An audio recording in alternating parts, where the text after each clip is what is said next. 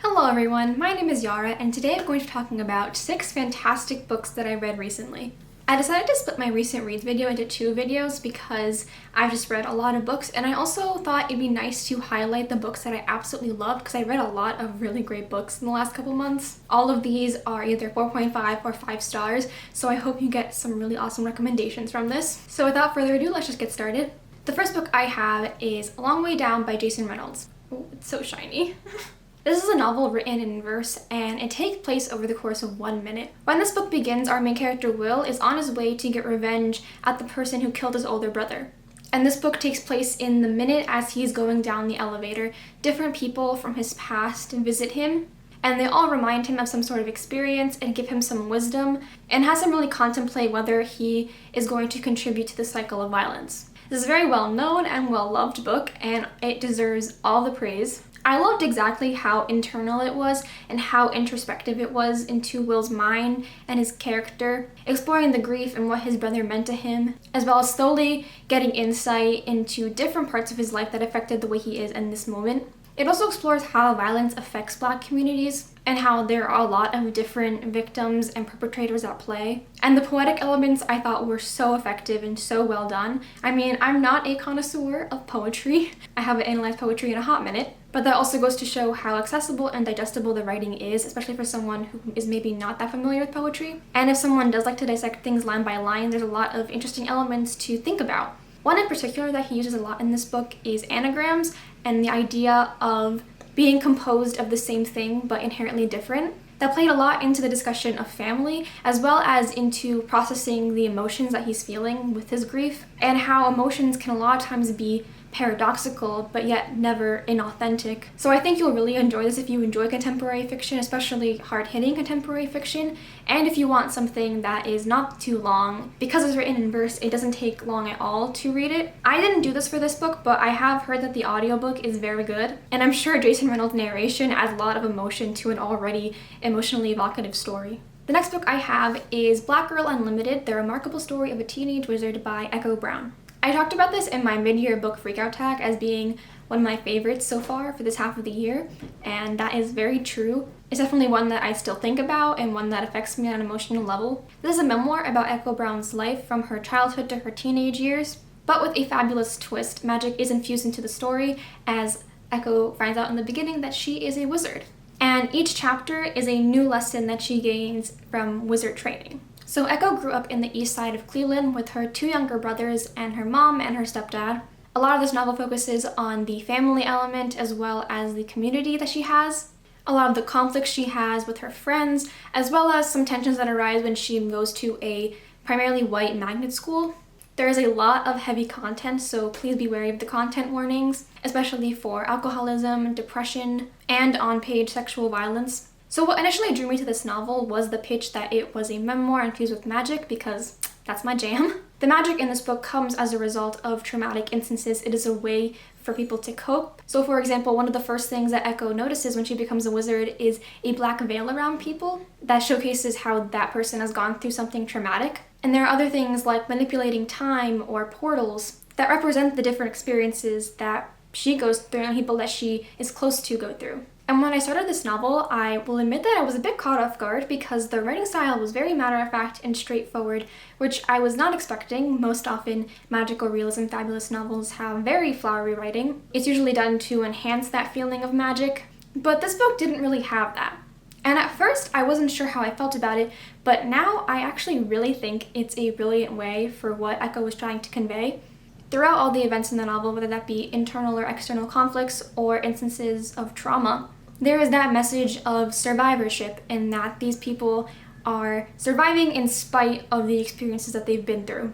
Even becoming a wizard is not a positive thing because it represents that you needed that extra fortification in order to cope with what you've been through. And the matter-of-fact writing style emphasizes that point in that this is not to be romanticized because these instances aren't made up. This is actually Echo Brown's life. And I thought that the writing style really helped to convey that message.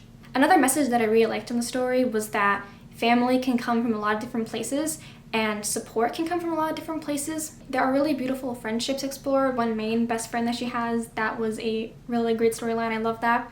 As well as a part about one of her teachers who really supports her and uplifts her in a way that most people wouldn't. And one really great theme I thought this book explored was the intersection of feminism and race, and how Black women, especially dark-skinned Black women, are erased from the narratives of both feminism and racial issues. So yeah, I thought this was excellent, but definitely make sure this is something that you are in the right mindset for, but I highly recommend it. When I read it, I had heard no one talk about this book, but now I'm seeing more and more people read it, which is really great.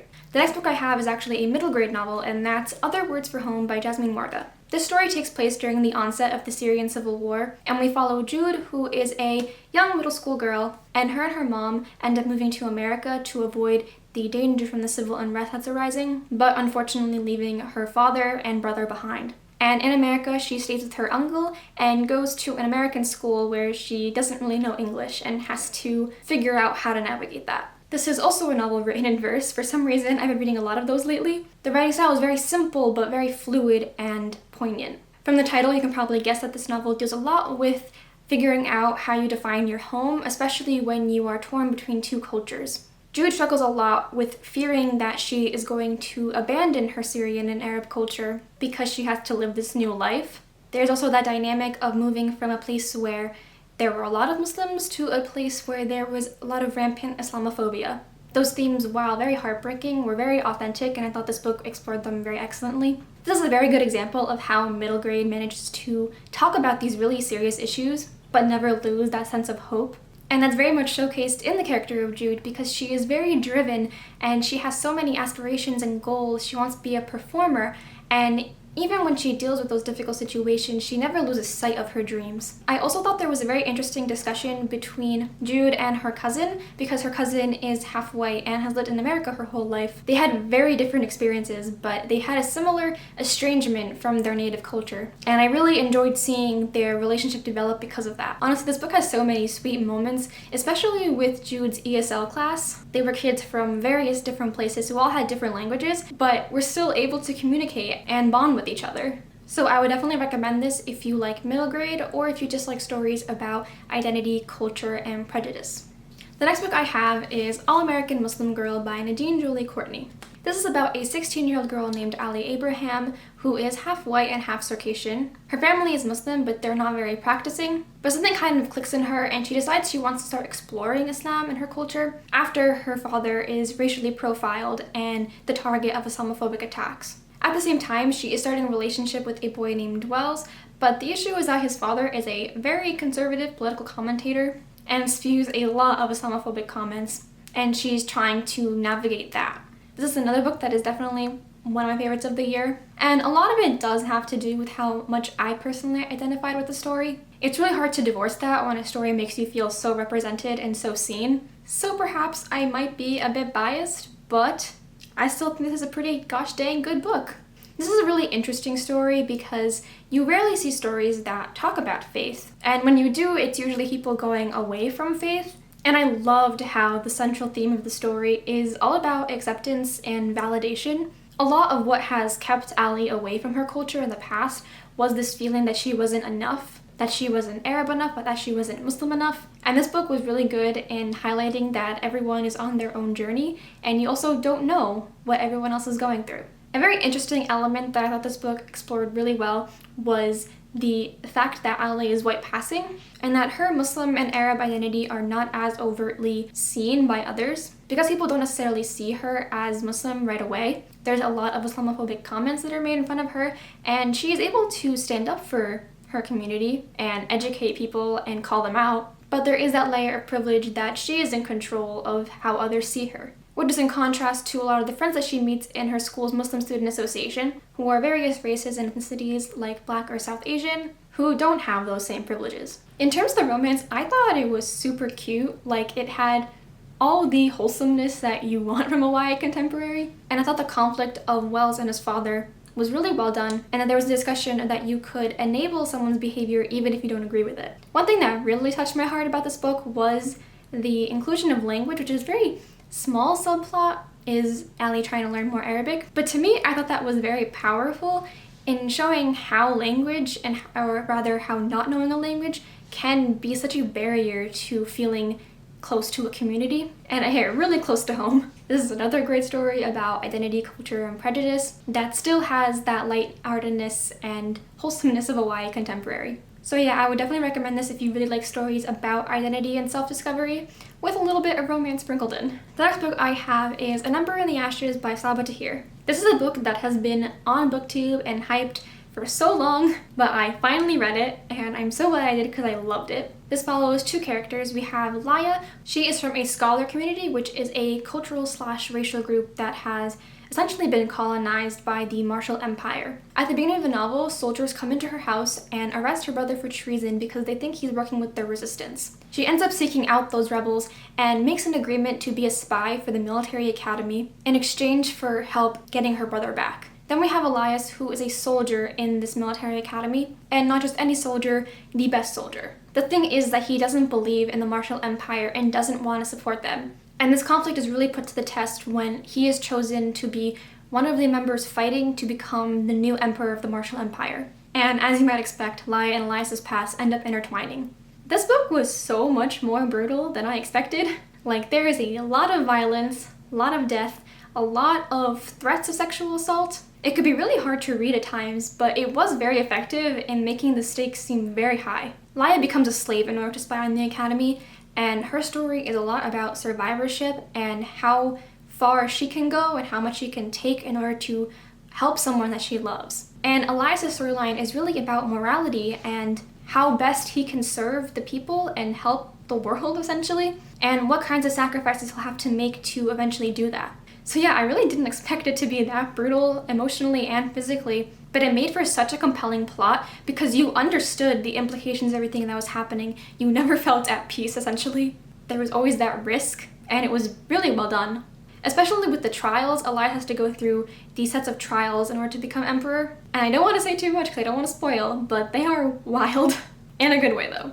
There are a lot of interesting relationship dynamics introduced, like Elias's conflict with a girl named Helene, who has been his best friend since childhood. And while she doesn't agree with the treatment of the scholars, she still holds very racist values and still wants to uphold the Marshall Empire. And that causes a lot of tension, especially as there are some complicated romantic feelings mixed in there. Something about Laya's story that I really liked was that it showed how unprepared she was for this role. Like, they just kind of threw her in to be a spy, but you can't expect someone to know how to do everything. And that was shown, and I liked how she had to struggle, and I liked how she was able to form alliances where she could. It wasn't explored too deeply in this book, but there is an element of magic that is inspired by Islamic mythology, like jinn, wraiths, ghouls. I have a feeling they're going to play a bigger part in the sequels, and I'm really excited about it. Yeah, so definitely recommend if you really like fantasy as well as really compelling plot and characters. And after that dark and brutal story, we have You Should See Me in a Crown by Leah Johnson. This follows a senior in high school in a small town in Indiana named Liz Leidy,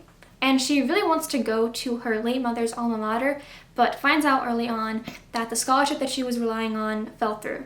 Because of that, she decides to enter the running to become part of the prom corps because in her school, the winner for prom queen gets a really big scholarship.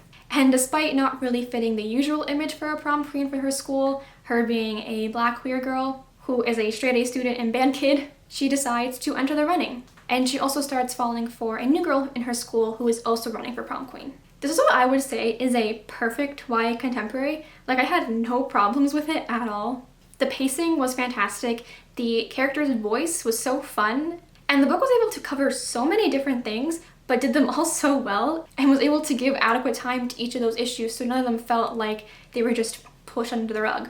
I love the portrayal of friendships in this book. So you have one side with one of her old best friends named Jordan, who she hadn't spoken to in years because they had a falling out before high school started. And he's also running for prom corps, and so they end up reconnecting. I really liked how they were able to talk about what went wrong, and that kind of second chance friendship was so sweet. I really loved the discussion of potential toxicity in friendships and the idea of impact over intention, and how some things that someone might not have thought were that serious could have a lot of serious impacts on someone's identity, their self-esteem, the way that they present themselves in the future. The romance was also adorable, and I liked how the entire book wasn't build up. We got to see them be in a relationship and also have some conflicts that they have to work through.